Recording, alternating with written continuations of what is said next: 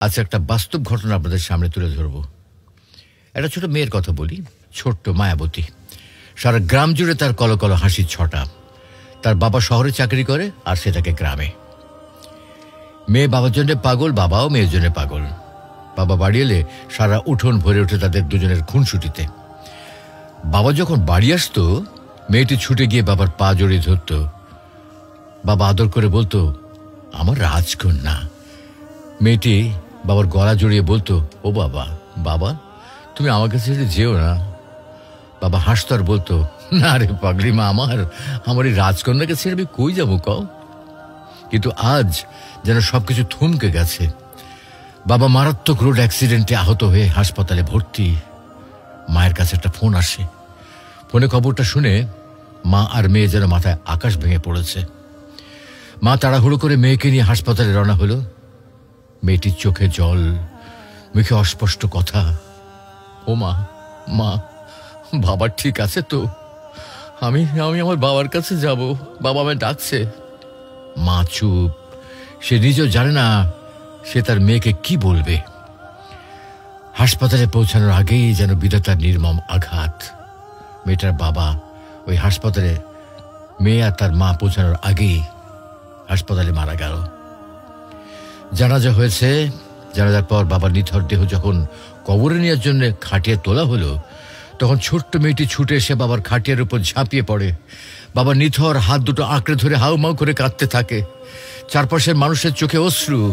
কেউ ছোট্ট মেয়েটার মুখের দিকে তাকাতেও পারছে না, কেউ তাকে সান্ত্বনাও দিতে পারছে না। মেয়েটি কাঁদতে কাঁদতে বলছে, তোমরা তোমরা কেউ আমার বাবার একটা ছবি তুলে রাখো না। আমি কি নিয়ে বাঁচুম? আমার বুকটা তো খালি হয়ে গেছে। বাবার কপালটা কই কই আমার বাবার কপালটা একটা চুমু দিতাম। তারপর মেয়েটা তার বাবার কপাল একটা চুমু দিল। এরপর মেয়েটা বলছে, আব্বা, ও আব্বা গো, আমার তোমার কপালটা চুমু দিয়ে আমার বড্ড মনটা ভুইরে গেল। মেয়েটা আরো বলল, আমার বাবার শেষ গোসলটা তো আমি দিতে পারতাম, তোমরা আমারে কইলে না কেন? কাঠের খাটিয়ার সামনে বসে ছোট্ট মেয়েটি বাবার হাত ধরে বারবার বলছে, বাবা, ও বাবা, তুমি কই যাইতেছো? আমাকে নিয়ে যাইবা না? তুমি না কইছিলে আমাকে ছেড়ে কোথাও যাইবা না? তাহলে অহন তুমি আমাকে ছেড়ে যাইতেছো কেন? কই কই যাইতেছো তুমি বাবা? চারপাশে থাকা মানুষেরা চোখ মুছছে। কেউ কেউ আকাশের দিকে তাকিয়ে বলছে, হে আল্লাহ, এতটুকু মেয়ে কিভাবে এই শোক সইবে? মেয়েটির নিষ্পাপ চোখের জল যেন পৃথিবীর সমস্ত কষ্টকেও হার মানায়। আর সে খুনসুটির উঠোনটা নিঝুম।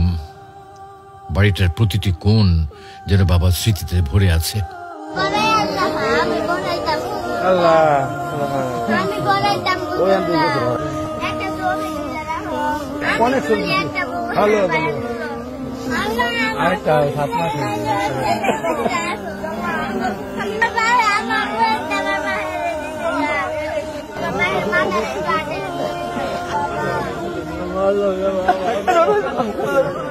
মামা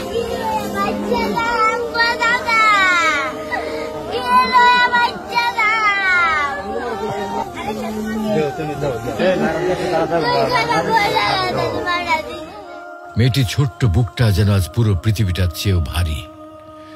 তাই বলি, প্রতিটি বাবার প্রতি তার সন্তানের ভালোবাসা অটুট থাকুক।